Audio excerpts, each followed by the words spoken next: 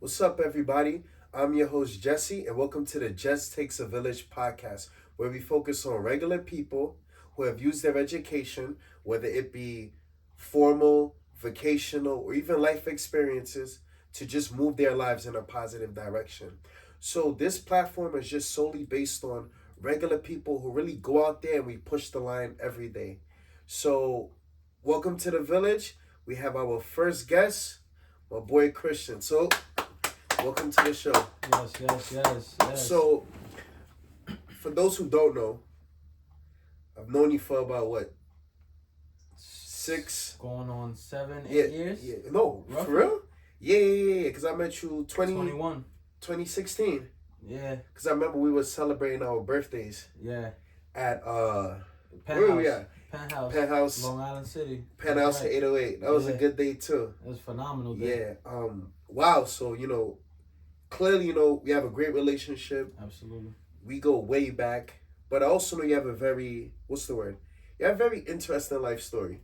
And I feel like the story you have is kind of the reason why you're where you're at in life and why you're the reason, basically the person that you are is heavily impacted by, your upbringing, your education, your lifestyle, your family, your core values, your beliefs. So for those who don't know, let's kind of like start at the beginning. Like, where were you born? Yeah. Who'd you grow up with? And like, what was school like in the beginning stages of your life? So take me back to like, as far as you can remember. Well, as far as I can remember, Yeah. well, just based off like pictures from what I've seen from my mom, my grandma always, taking.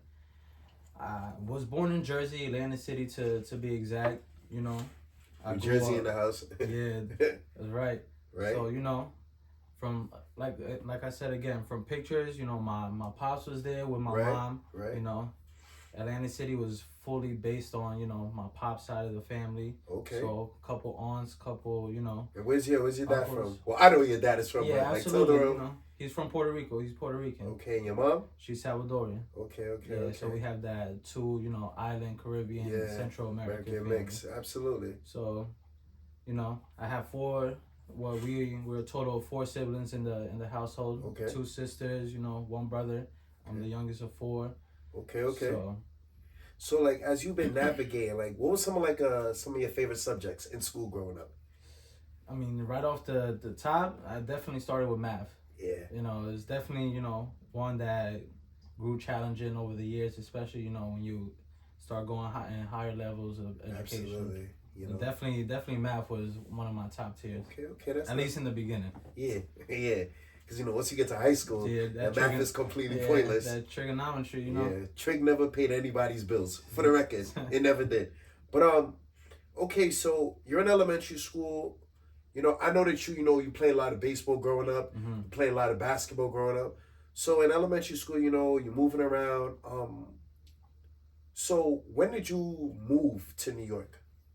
From what I remember, definitely started my kindergarten and, first grade there, but I was roughly 5, 6 years old. Okay. That transition from Atlantic City, I don't really remember. Yeah. Up until, you're young, you're probably, just in and out. Yeah. I think that memory base, in my head didn't really click until I was in kindergarten.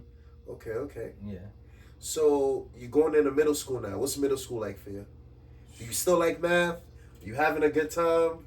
You listening to your teachers? Math, definitely when I hit 7th, 8th grade, middle school, it became a little tougher than, grade school. Okay. But still enjoyed it, Definitely my math teacher from 7th, 8th grade, was a little different, but it still was my favorite subject. Okay. The only reason why I was kind of like geared around the math is because I know, like, most people don't know, like, you're very good at numbers. Mm-hmm. Like, you, like, spot on with numbers. Yeah. So I assume that probably comes from the early stages with the love of math, right? Yeah. So as you're navigating through elementary school, middle school, I know something very interesting happened to you your high school years. Mm-hmm. I want you to share that with the people.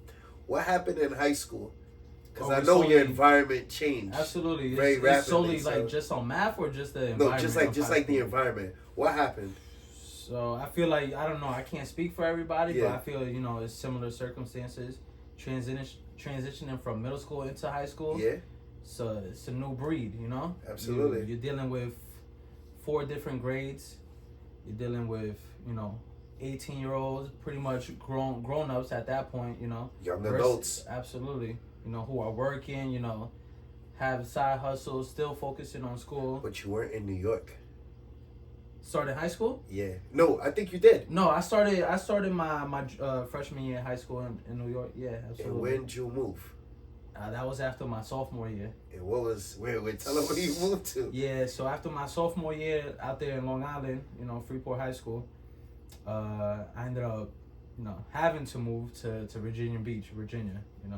That was at the time, my mom was married to her ex-husband who was in the military. So his station was out in Virginia Beach. Virginia Beach. So that right there, 10th grade finish. Yeah.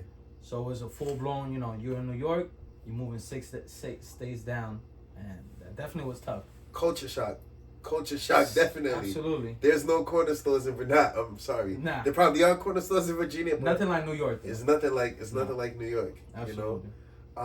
So you're in Virginia, and I assume during that time, how old were you when you got your first job? That was right after high school. I definitely did try to, get something while in school, but out there, like I said, that move was definitely tough. Okay. So I kind of secluded myself even from trying to, look for something. It was fully, head down. Makes sense, yeah. And just in and out. Just try to finish school, So you finished school, you got your first job. Where are you working at? How much they paying you hourly? This was 2013, 10 years ago. So right after high school, I started working at Macy's. Good old Macy's. Good old Macy's, man. What were you doing at Macy's? I actually got hired to as a seasonal worker. Okay. I started in the warehouse, unloading the trucks. Yeah. Pretty much moving everything that we got from the factories and all of that onto the sales floor. What was that shift like though? Like what hours were you working? I was up like at 4:35 in the morning. At 18? In the morning at 18 years old. Yeah.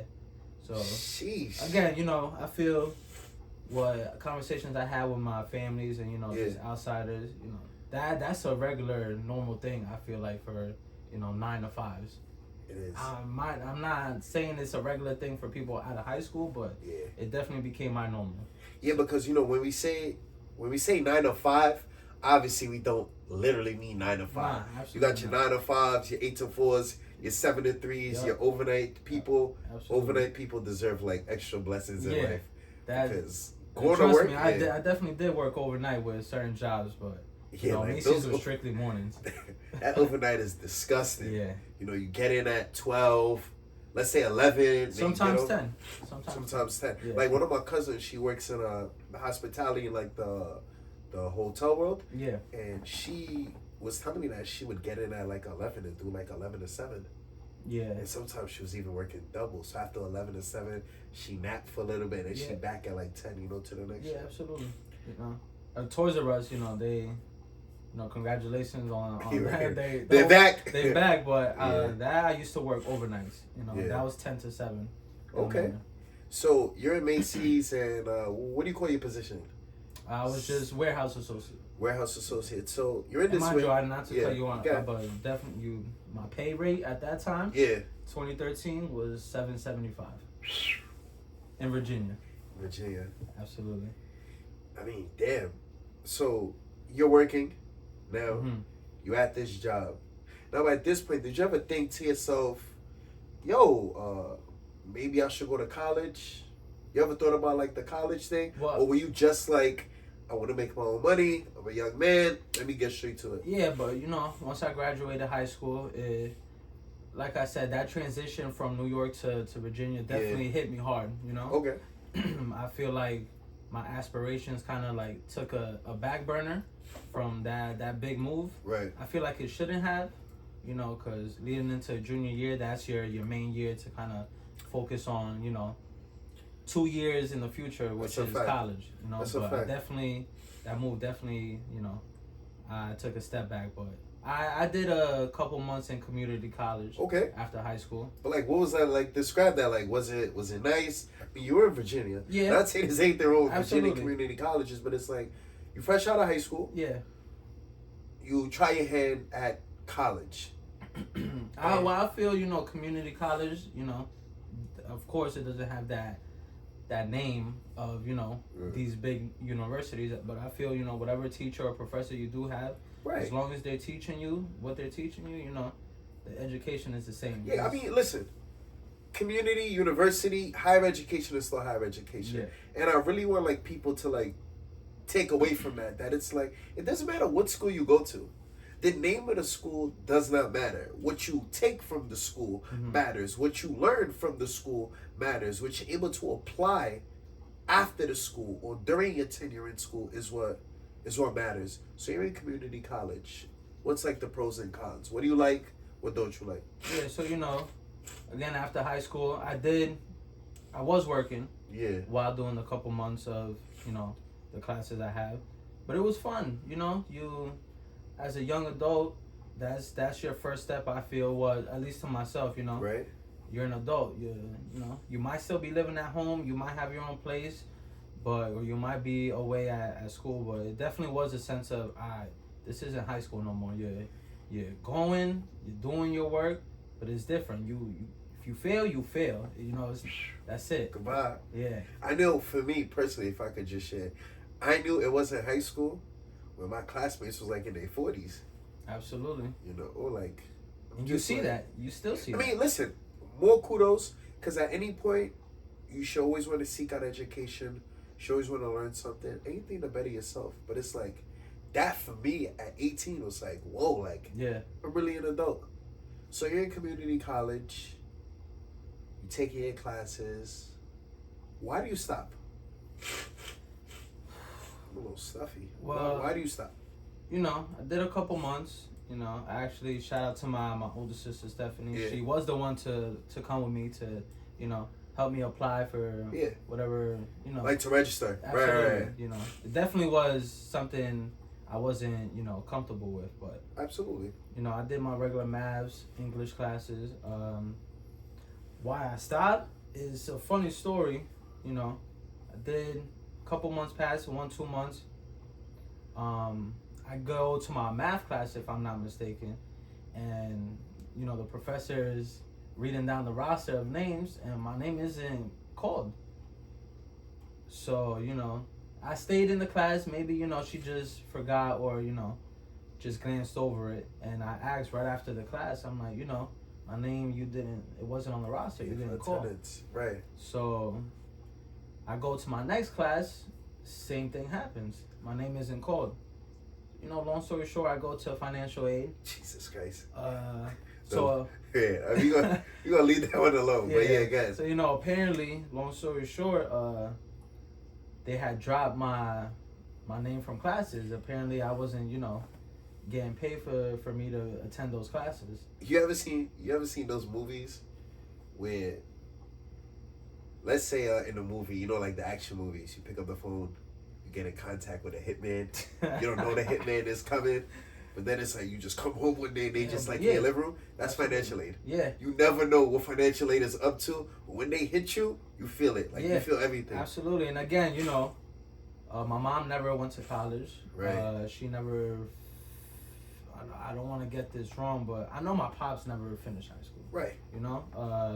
My two sisters and my brother, right. did, but I never really, asked for that olive branch to, get that assistance on. Like the help. Exactly, but once I found out that financial aid just dropped me with everything, it was kind of like a gut punch, really. That's it. And then after that, down goes Christian.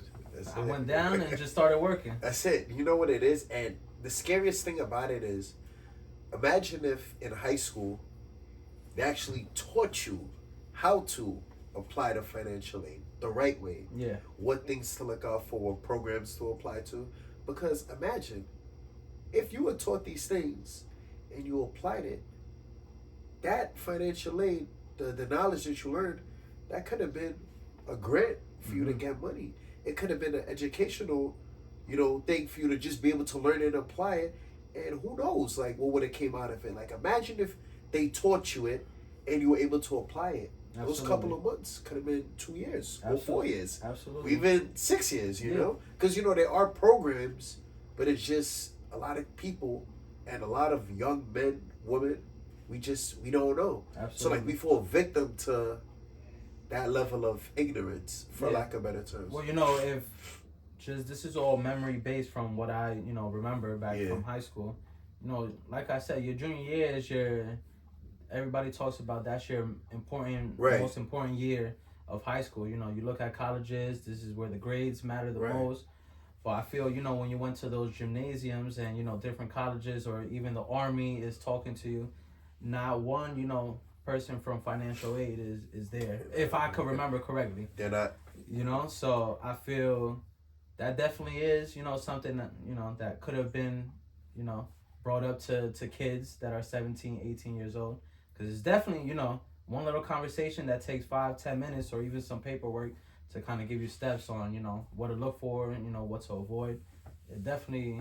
You know how important that is? Because, you know, one thing we have in common is we don't have parents that went to college. And as somebody that went through the higher education, you know, and I was lucky enough, by God's grace, I was able to finish, you know, my associates, my bachelor's, and my master's. But having people around you who understand this process makes it so much easier. Absolutely. Because when you're there by yourself, like, you don't notice, like, the body goes into, like, shock. Because it's like, what the hell is going on? Yeah. And then it's like, you get the bill, and everybody has gotten the bill in the mail. You know, you open the mail, hey, you owe this school this amount of money. Yeah, absolutely. You know what I do? I see that bill in the mail, act like I never even seen it. I stuff it right back. Goodbye. You seal it back. Goodbye. You seal it back in the envelope. But that's a joke to any school that I owe money to. Yeah. I maybe I didn't get it, but realistically, you know, at 19, you don't want to see that. Oh, really, like, you know, entering college is kind of, you know, entering kindergarten or first grade. You know, that's it's the same, right? It's the same process alone. again. Yeah, you know, going into kindergarten, that's your first time by your parents or whoever's, you know, raising you. Leaves you for the first time. Yeah, you look at that door like the door is like an evil thing. Yeah. Because you walked in with me, now my mommy's on the other side of the door. Absolutely. College, you know, people get dropped off. That's it. That's the first time you don't see your parents. That's actually a really, really good example. Yeah. You know, I feel like, you know, just to speak to the masses, anything new that you start in life is like entering kindergarten all over again. Absolutely. Because it's like you walking into the world. Yeah. Mind you may not be prepared. You know, you may have your little sandwich in your box, maybe a little bag of chips and some juice. Yeah. Other kids may have their sandwich, their carrots. Another kid may not have as much, but I feel like that's like the best example. And let's call it the lunchbox of life, you know. Yeah. Others have more, but you still have to learn how to navigate and survive through the day. Maybe there's even times where you gotta share. Yeah, absolutely. I was a sandwich sharer, you know, and as I got older in life, I became a knowledge sharer, you know. Anything that I learned, I always tried to pass it on to, like, my boys, my family, my loved ones, because I feel like if we're all educated, we should all be doing just a little bit better in life than we were before. Yeah, absolutely. You know, the question you asked before where, you know, how was it from middle school into high school? You know, you observe more. You do. It's definitely, you know, you're in middle school, you're stuck with a certain group of age group. Yeah. 13 to 14, 12 to 14, if I'm not mistaken. But once you hit high school, it's from 14 to 18. Yeah. You start observing, you know, what these young adults are doing versus from what your peers the year before have started, how they changed. Like so the innocence kind of like leaves. Absolutely. The innocence kind of leaves a little bit. And you find out, you know, the people you went to school with in middle school, how much people they know that are older than them once you get into high school. That's a very solid point. So at this time you're just working.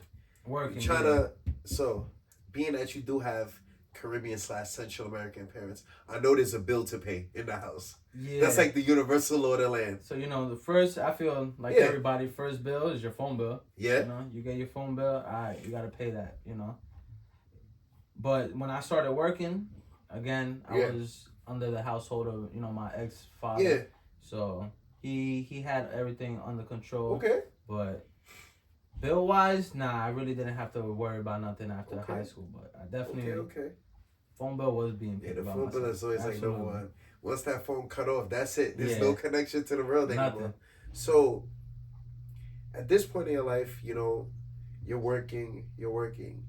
What kind of jobs are you like seeking? Because you mentioned the Macy's and the warehouse, Mm-hmm. but you know, I've known you for a while. You've always been like the retail guy. Mm-hmm. What does, if you could just explain to people, what does retail mean to you? And don't give. I want you to be as blunt as possible. What does retail mean to you? You know, being in it, you know, I'm 28 now. I'm going on 29. You know, the new year. So 10 years in that field of work. As you go shopping, as you know, Yeah. retail is one of the main Right. streams of income for us. Right. It had its ups and downs for sure, but it definitely was important to me in that span of 10 years. You know, because it helped me grow. It helped me see, to be as blunt as possible. It helped me see certain people as true colors. Some people ain't shit. Is disgusting. Some people ain't shit. It's You kind know, of like, yeah. The Oh, retail, man. you Oh, definitely man. see the nastiness of individuals, and you gotta bite your tongue. Management, retail, their customer is always right. That's their That that's is their such, monologue. you know, honestly, that's Customer is always right. such crap that they've made that policy. Now I get it, but like there needs to be like some sort of like a bargaining chip, right? Because I remember you used to always tell me, yo, I dealt with this customer today, I dealt with this customer today. But one specifically, I remember you dealt with a lady who had a really nasty attitude and brought up management. If you could tell that story and let people understand, because maybe there's somebody out there who's working retail right now that that can which one though? Because I feel like I don't want to give it away, but it was a lady who mentioned something about calling management, and you gave her a response. Okay. So just like let the Are people. We talking about in Bloomingdale's? Yeah, let the people know. So what happened? Calling, man. I'm really not. I don't want to. Yeah, absolutely. So basically, I remember you told me a lady comes up to you. Mm-hmm. There was like a price tag. Absolutely. Okay, this was actually, it's coming on 2 years that happened, and let the people know. In Bloomingdale's, I'm gonna give you a little rundown on how that worked. I started in 2018 as a seasonal. Yeah. And seasonal, if the audience don't know what that is in retail terms, right. It's you start as seasonal during the holidays. Right. Kind of self-explanatory. And then I actually was asked to kind of stay on board with the staff as part-time. So I grew from part-time to full-time within a year or so. And then within the next 2.5 years, I grew into managerial positions. But that time specifically, in retail, we have this thing called inventory, where we kind of close the store for half the day. Yeah. So we had signs on the outside door saying we'll open, let's say, for example, at 2 p.m. Yeah. We didn't open at 2 p.m. We opened roughly 15 minutes after 2 p.m. So, the store manager did open. We had a few customers that, asked why. The sales floor did kind of show, us rearranging the clothes and all the merchandise that we did have. So there's one specific customer. She went to the store to return the item that she had. Successfully did it with no problems. Good. She did ask to speak to a manager about why the store opened at the time it did. When the sign. She got to tell her. Yeah. She got to return her items, but she still can't let it go. Yes. That the store opened. Yo, these people. So that customer, she did speak to a manager at the register. Right. But I guess she wasn't really satisfied, or she didn't like the answer that manager gave her. Yeah. So, again, that manager, his name was Alexi. Yeah. She came to me because again I was the sales and service manager at that time. Okay. So my job was pretty much to look at the numbers to kind of make sure these numbers. Yeah. Right. Make sure that our experience that the customers had was top tier. So she came to me. She told me what was going on. So I asked her to kind of bring that customer to me. So she came over. I spent literally at least 20 minutes with this one customer in the middle of the sales floor, telling her, I apologize. The first thing I said, were you able to make your transactions or, the return that you had? She's like, yeah, absolutely. Okay, so what can I help you with? I want to know, why was it that the store opened 15 minutes after, that the sign said 2 o'clock? Can't let it go. Didn't let it go. And I told her, ma'am, I apologize, but, as you can see, the whole store is, pretty much in shambles, so to speak. Right. We had racks on the floor with merchandise on it. We had fixtures moved all over. We had certain sections blocked off because those are the sections we didn't finish in the time of the store being closed. She's like, but I still don't understand why, the store opened late. So I'm like, okay, man. So you return your item, you got the assistance you needed. What can I help you with in this moment? And yeah. like you said, we've known each other a long time. You heard some stories, but I just did not know what else to say, The store opened 15 minutes late. You got what you needed to get done. Let it go. What can I do? I even offered, she wasn't even shopping no more. It was just a return. Just a return. I offered, if you want to continue shopping, just let me know. I'll give you 10% off your purchase. Perfect. That's not what I'm talking about. Long story short, within those 20 minutes, I got ticked off at that point, because I still had things to do. We're trying to run a store. Business is functioning right now. And she's like, I really don't like that you can't help me right now. Pretty much. What's your name? Have my name tag. I love when they ask for the name. The name tag is right there. The name tag, I point to it. My name is Christian. I'm the sales and service manager. She's like, okay, well, if you're not gonna help me, I want to speak to somebody. And mind you, I didn't. What more help? You returned your stuff. Mm-hmm. You good at this point. Like, you got your return. You get it 10% on top of the return. For something that she's not even shopping for. Go ahead. So, I didn't mention this in the beginning, but that customer did ask for the store manager at that time, before she spoke to me. Right. So, the manager she was speaking to was Alexi. So, she asked Alexi, can you get the store manager? So, we had walkie-talkies in those stores. So, like, manager. Yeah. So, we called her. No response. Right. We called her again. No response.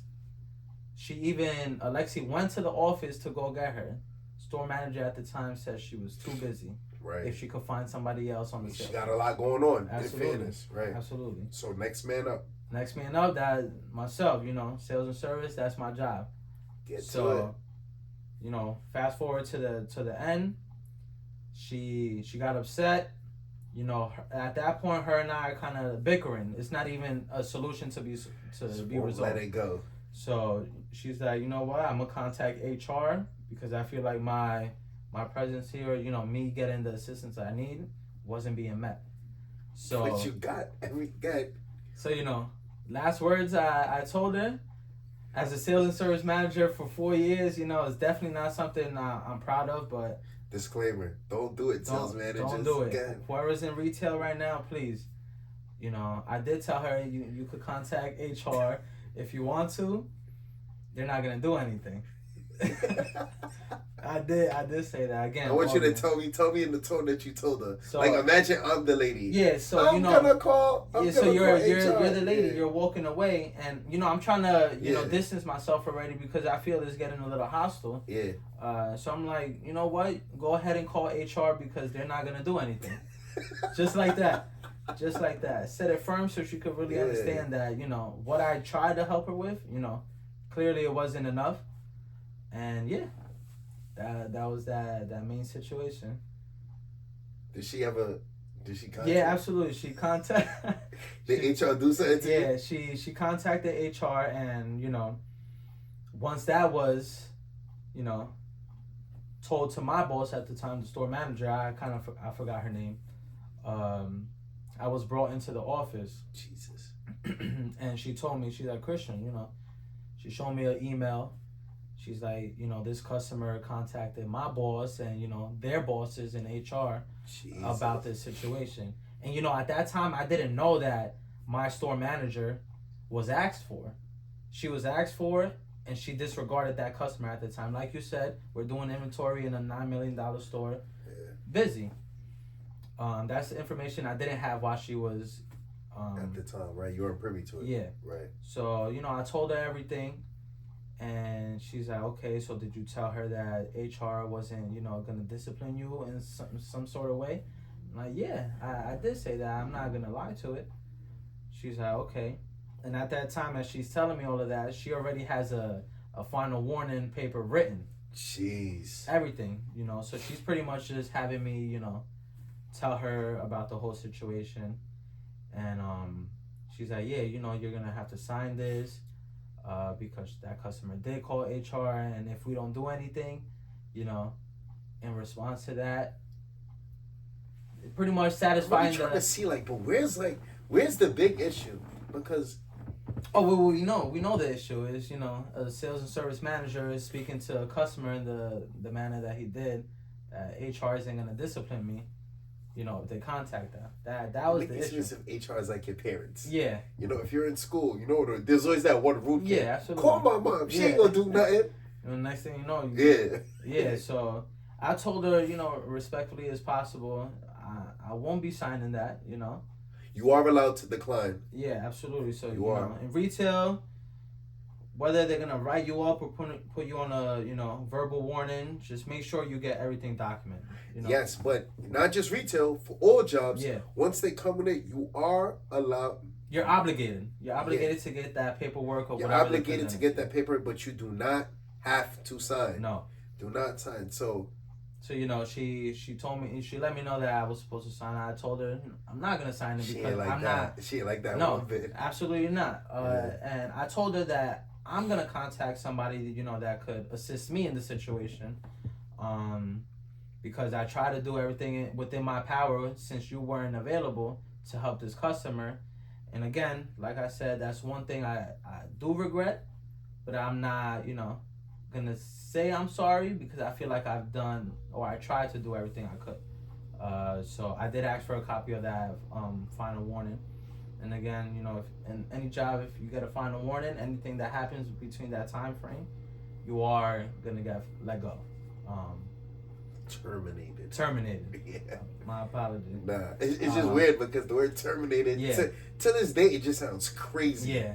Like you about to get zapped with a ray gun and poof, gone. Goodbye. And I feel any job, retail especially, you're replaceable like that. They're constantly looking for, new staff to come in. Excuse me. Yeah. But, I asked for the paperwork. I contacted who I needed to contact. They said there's not much to do. Sorry. Yeah. But you know what's so strange to me? And I'm pretty sure you've experienced this as a manager. Yeah.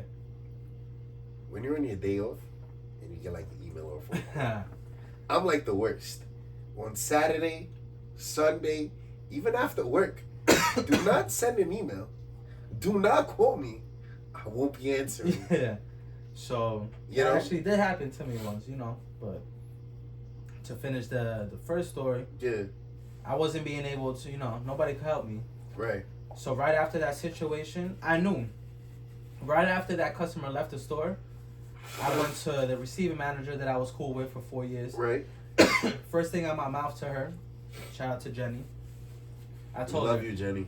I told her, Jenny, I'm gonna get written up because of this, and if I do, I'm putting in my notice. I told her. I feel like, the management that I went through in those 4 years, the associates that I had to train within those 4 years, it was tough, We associates and management were falling like flies. So the hours were crazy. The most I worked in retail was 65 hours in 1 week. And people don't understand. It's not just 65 hours of just bouncing off the walls. No. It's 65 hours of checking inventory. 65 hours of talking to people. It's 65 hours of, making sure the store is up to par. It's 65 hours of helping the associates. Looking at how much money if somebody calls out. It's like it's a whole thing. It's definitely challenging. But go ahead. That's crazy. But those skills helped you to become It's definitely, you know, being a sales and service, I was in the upfront of, you know, retail. So, You're a people person. yeah, I grew to be. Yeah. I grew to be because I wasn't like that, you know. Starting in the warehouse, in the back of house, you don't talk to nobody really. Life experiences. Yeah. So that job, from how I'm seeing is, that job gave you your best, I guess, version of education. Yeah.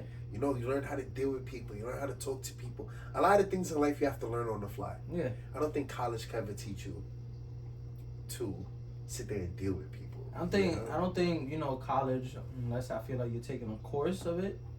What would be the course? Dealing with crazy people in retail 101? Yeah. You know? But personality, I don't think, you know, school could teach you that. You know, you're able to adapt to different personalities amongst, you know, your peers. But a job, I feel, or, you know, I don't think a class could teach you about personality. Because it's just like, you know, when I used to hear you share these stories with me, whenever, you know, we would meet up, you know, those are like the best stories ever. Because it's like, there's no way this is happening. You know? There's no way these things are happening, you know? You told me the crazy people, the robbery scandals. Absolutely. You know? Even going back to like your Old Navy days, you know? Yeah. So it's just been like, you're in retail and you're saying, yo, like, as wild as this is, you must be enjoying this as you're going along. Because it makes for a good story. Like, yeah, I definitely have stories, you know, over the last 10 years. Macy's, and for myself, I'm not one to kind of just leave a job after a couple months or a year. Macy's, I worked from 18 to about 22, 4 or 5 years. okay. Then after Macy's, you know, that was in Virginia, and then once I left Virginia, I came to New York. Okay. I worked in Toys R Us when, you know, that time was still around. Yeah. I worked there a couple months because I was definitely seasonal. They wanted me to stay as a part-time, but the pay wasn't what I wanted. And then after Toys R Us, I worked in Old Navy. You know, that was a couple years, I'll say about 2. Okay. Then after Old Navy, that's where I found Bloomingdale's. Right. And Bloomingdale's was 4 years. Sheesh. Yeah, so. So your whole, not your working life, you've been to retail. My guy. adult life. Yeah. I could say my your adult life. Adult life, you've been. Yeah, 10 years I've been working in retail. Yeah. And is that, like, do you see yourself staying in retail? I'm not anymore. Well, I could say I still am, you know, because currently I'm working at a warehouse. Right. Are you dealing with customers? Yes. Yes. Okay. Not you know, as much as I was in my previous job, but Right. you know, I do, you know, warehouse. I work in an HVAC warehouse. Yeah. So, you know, sell the outside door units, Right. the inside units. So I definitely do. I am in contact with the contractors. Okay. A lot, but not as much as, you know, the workers that sell the equipment. Yeah. How do you like it? Like, it's labor. it's labor. It's labor that I haven't done since Macy's. Yeah. So, you know, I did my thing in Bloomingdale's, but I was more for the people. Right. You know, face to face with them. Now, you know, I'm lifting Blue collar. I'm lifting 230-pound, you know, outside units with just hand trucks, no forklift, no real machinery. It's just, you know, with my hands on the slant. Gotta get you like a back brace and some gloves. So, you know. But it's honest work. Absolutely. You know, it's honest work, and we need more people to do honest work in the world. So, at this point, right? You've been doing the retail. You're family oriented. You're back in New York. Now, being that this podcast is called Jess Takes a Village, who would you say were like the members of your village that got you to where you're at? Like in terms of like support systems. Yeah. I'm not going to tell you to like rank them, but give me like maybe 3 to 4 people. I mean, if I needed to rank them, you know, everybody is number one. Okay. Know? There's not no one above another. You know, definitely different outputs and right, absolutely advice that everybody gave me. Mm-hmm. But my family isn't big. Okay. I'm not familiar with my dad's side of the family. Right. I've seen them when I was younger. Yeah. But those aren't stories that I could really tell because there's not much to remember. They're not really like your village members, Yeah, like absolutely. the personal people. So yeah. the people within my village, Yeah. my mom, my 2 sisters, and my brother, and of course you. Sheesh. Yeah. You Like know, absolutely. going on 9 years. 9 years. I met you when I was 21. Sheesh. Sorry, 8 years. Word. First Going it was on- 6, yeah, 7, 8, yeah. 9. Let's just Everything's say the lifetime. same. Yeah, lifetime. You know. But yeah, Those are my five. My 5. You know. the members of the village. Yeah, absolutely. So it's like having members of the village. You know, no matter what, like life throws at you. My members, they just help me to relax. Yeah. After a long day. You know, my members allow me to be me. My members, you know, deal with all my drama, my nonsense. Absolutely. What do your members do for you? I don't know if I could put it into words, but it's definitely, you know, my peace.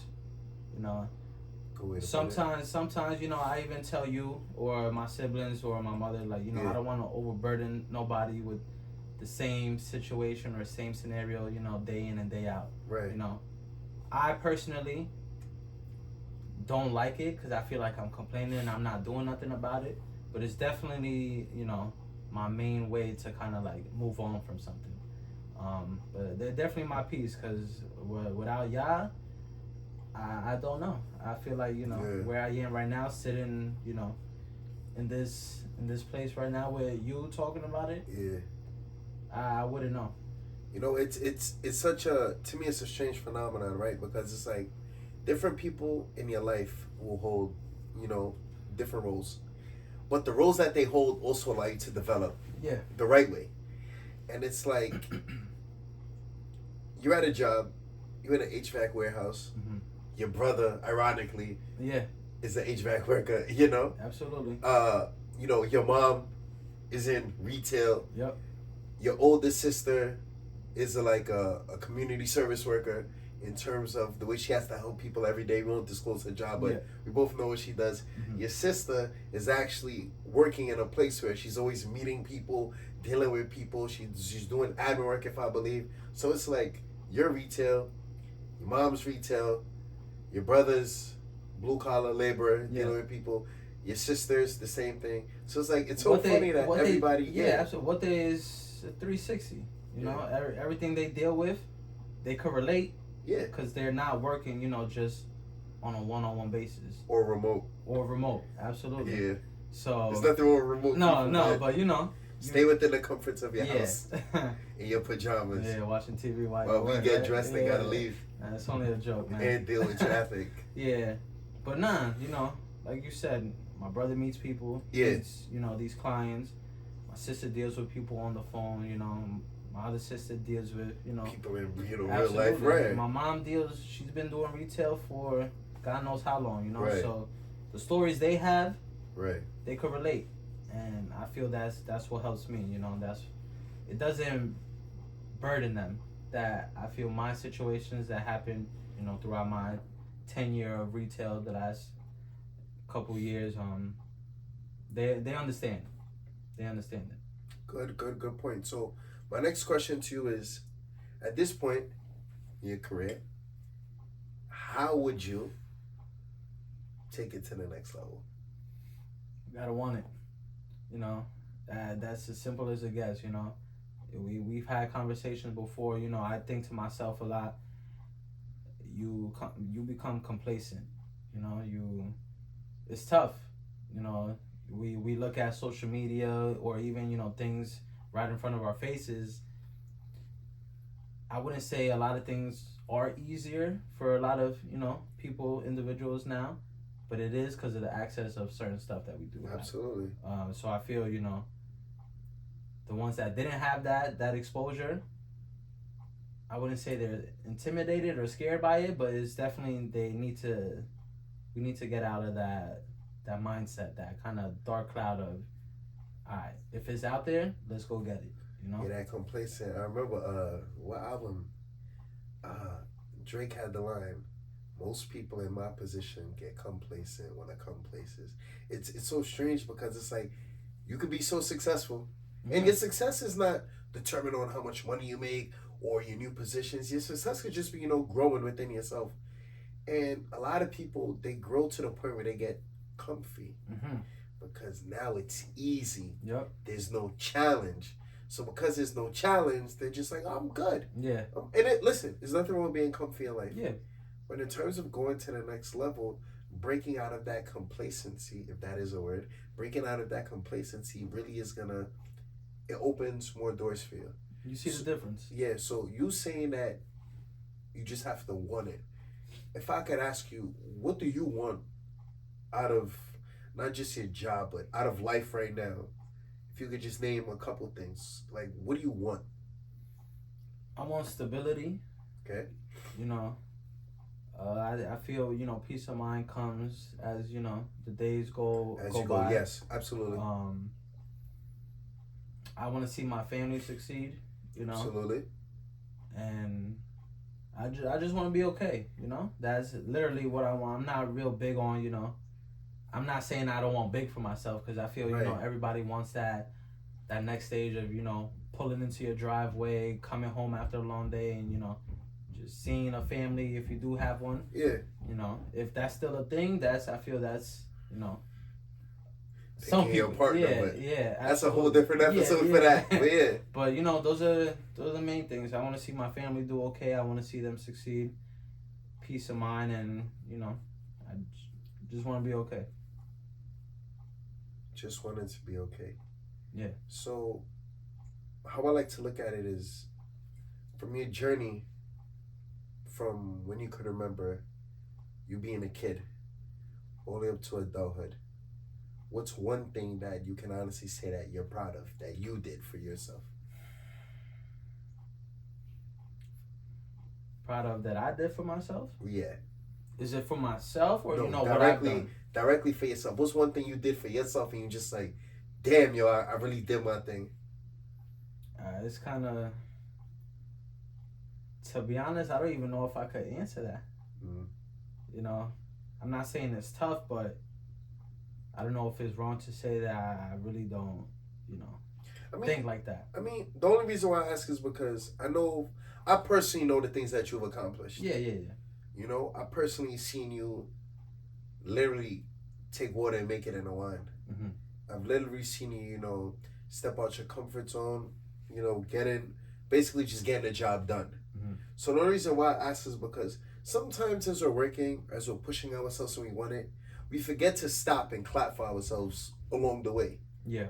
So also another reason why I ask you is because I know somebody's watching and they're probably just like you, working hard, family person, just trying to figure it out every day. But because they're working so hard, they forget to just say, yo, you doing okay. Yeah.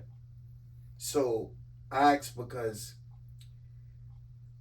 it serves as a good motivational tool. Well, I could sit here and say, I did get my car a couple years ago, so that's definitely, a milestone, It is. That, like everybody, I'm not, knocking it. We got to take Ubers to work. We got to take public transportation, Lord knows these Uber drivers can't drive. No. Yeah.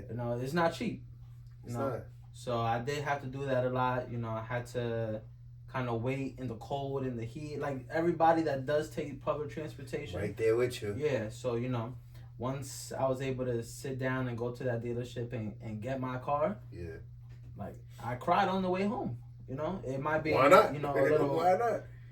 Something small, but to me, from what I've been through and the accidents I've seen, the amount of money I've spent, math, it goes back to math, crunch the numbers, like the amount I was spending each month, each week, each day on these Ubers to and from work, it kind of equaled up to a car note, to car insurance, Yeah. So I could sit here and say that's definitely one. Listen, that's a beautiful thing because it's like the car symbolizes so much more. It symbolizes just the goal being accomplished. And it's funny. I had a Twitter post, if it's still called Twitter, and the post was writing down a goal in your notebook. That feeling of checking that goal off when you accomplish it is like unmatched. Phenomenal. It's like, yo, I did it. Like, it was in the book, but the book is like the it's like the middleman for like manifestation. Mm-hmm. You know, you write the goal down, you apply the steps, and you achieve it. And it's like, damn, you know? Yeah. Pretty sure the first time you sat in the car, you're like, yo, this is mine. I don't got to share it. I could drive wherever I want. Or just sit in your car on your lunch break, Yeah, you know? absolutely. It's like your own little bubble. Yeah. You know, you prop up the phone, you watch a little YouTube video, maybe you watch the podcast, and then you just tell yourself, you know, I did this. Definitely, you know, I remember that like it was yesterday. You know, it's going on 2 years since, you know, I got my car. Okay. Rainy day, around 9 o'clock at night. I got there roughly like 10 in the morning. Yeah. So, you know, it's definitely not easy. You definitely got to study on, you know, what you're getting yourself into. You know, if you do take out a loan, right. You got to make sure you know what you're taking out. You got to make sure you know how long you're taking it out for, the payments that come with it, and you got to know what type of people you're dealing with. You know, that's not just because you know they're working at a dealership, they're just trying to make you know their commission or whatever, but people out there are really gonna sit here. They're gonna violate you. So doggy dog run. But definitely driving home with my car, you know, I was proud of that. Definitely was proud of that.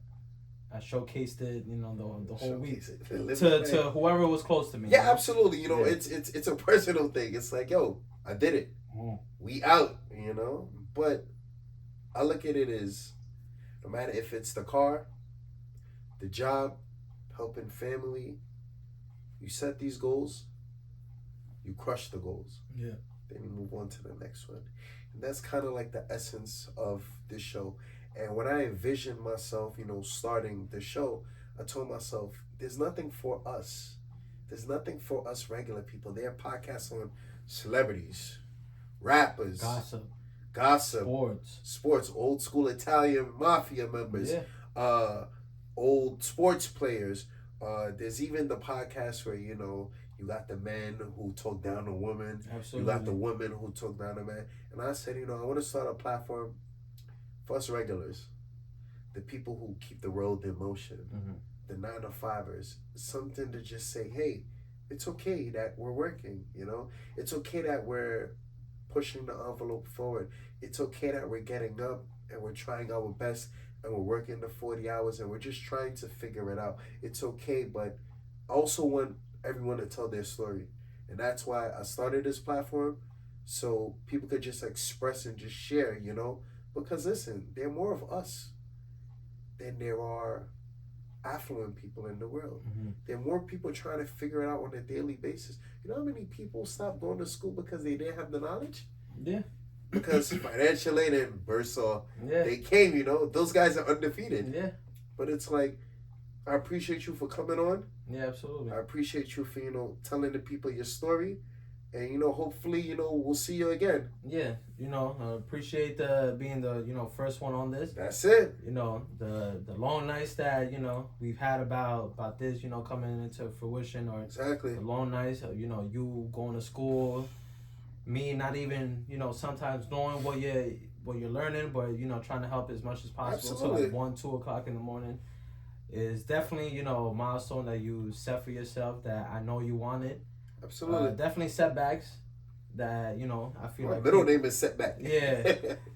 It's definitely setbacks, but definitely you are, you know, one of the ones that stay true to yourself, and you, like I said, you gotta want it. You do, but I think even the name says it all. It just takes a village. Without your village members, where do you go? You know, it takes a village to raise a child. That was one of my favorite quotes of all time. And I always used to hear that quote as a kid. And I was an adult. I honestly see the significance. Yeah. You know? So, ladies and gentlemen, thank you to Christian for coming on the show. My name is Jesse, and welcome to the village. Welcome. Thank you. Yes. Oh.